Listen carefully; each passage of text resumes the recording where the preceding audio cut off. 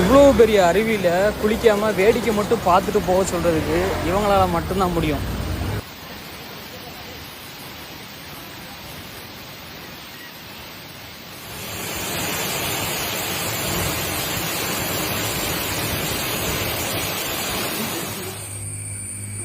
பாலருவிக்கு இன்றைக்கி விசிட் பண்ணியிருந்தோம் பஸ்ஸில்.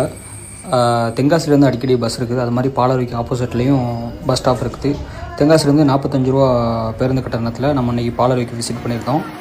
இந்த வீடியோவில் வந்து பாலருவி பற்றின தகவல்களும் அதை சுற்றி இருக்க இயற்கை பற்றியும் பதிவிட போகிறோம். முடிஞ்ச அளவுக்கு கடைசி வரைக்கும் பாருங்கள்.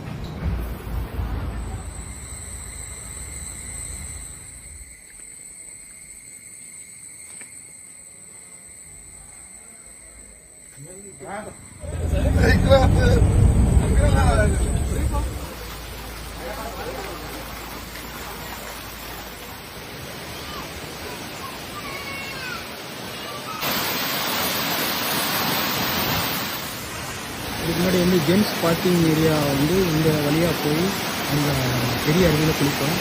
இப்போ வந்து ஜென்ஸ் பார்க்கிங் ஏரியா வந்து குளிக்கிறது கூட, அதாவது ஆண்கள் குளிக்க போகிற ஏரியா வந்து ப்ராஹிபிட் பண்ணிட்டாங்க. ஏன்னா முன்னாடி ஒரு சின்ன விபத்து ஒன்று இருந்துச்சு. அதனால் வந்து இங்கே குளிக்க யாரையும் அனுமதிக்கிறது இல்லை.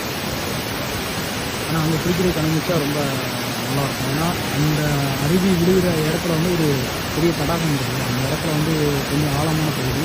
நீச்சல் தெரிஞ்சவங்கன்னா நல்லபடியாக குளித்து என்ஜாய் பண்ணுறதுக்கு ஒரு சூப்பரான இடம். இதுக்கு முன்பு வந்து ஒரு 5 வருஷத்துக்கு முன்னாடி வந்து நாங்களே நிறைய டைம் வந்து குளிச்சிருக்கோம். வேறு லெவலில் இருக்கும். ஃபுல்லாக நீச்சல் அடித்து குளிக்கிறதுக்கு சூப்பரான இடம் அது. ஆனால் இப்போ வந்து அந்த இடத்துக்கு போகிறதுக்கு தடை போட்டாங்க. அதனால் அங்கே போய் குளிக்கிறதுக்கு நம்மளால் முடியலை. ஃபேமிலி குளிக்கிற ஏரியா வந்து அலோவ் பண்ணுறாங்க. ஃபேமிலி வந்து கீழே வந்து குளிச்சுக்கலாம். அங்கே தான் எல்லாருமே குளிக்கிறாங்க. லேடிஸ் ஜென்ட்ஸ் எல்லாருமே சேர்ந்து அங்கே தான் குளிக்கிறாங்க. இங்கே அலோடு இல்லை.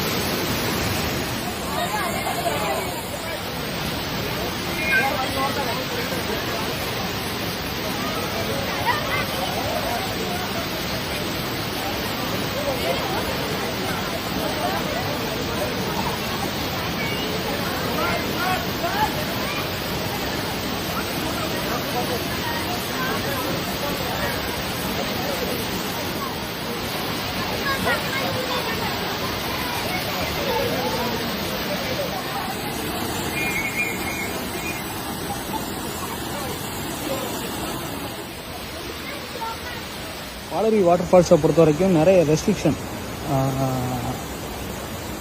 சில இடங்களுக்கு போகிறதுக்கு தடை. ஆனால் அந்த இடங்கள்லாம் குளிக்கலாம். ஆனால் அங்கே போக விட மாட்டேங்காங்க.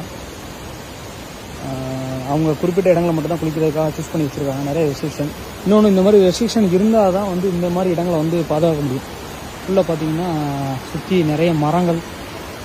அது மாதிரி இந்த அருவி மட்டும் இல்லாமல் அது வரத வழியில் வந்து நிறைய எக்ஸ்ட்ரா சின்ன சின்ன அருவிகள்லாம் நிறைய போகுது.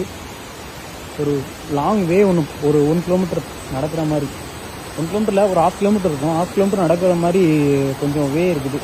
அதே நடந்து போயிட்டு அங்கே போய் குளிக்கிறதுக்கு வேறு லெவலில் இருக்கும். இவங்க வந்து மார்னிங் 9 to ஈவினிங் 5 வரைக்கும் குளிக்க அலோவ் பண்ணுறாங்க. 9 மணிலேருந்து இவங்க சர்வீஸ் ஆரம்பிச்சிடுவாங்க. அது மாதிரி 4 மணியோட அந்த வேன் சர்வீஸ் வந்து க்ளோஸ் பண்ணியிருக்காங்க. கேப் சர்வீஸ் இருக்காது. அதுக்கப்புறம் பார்த்தீங்கன்னா குளிக்கிறவங்க எல்லாத்தையும் வெளியேற்றி 5 மணியோட டோட்டலாக க்ளோஸ் பண்ணி எல்லாரையும் வெளியே ஏற்றிடுறாங்க.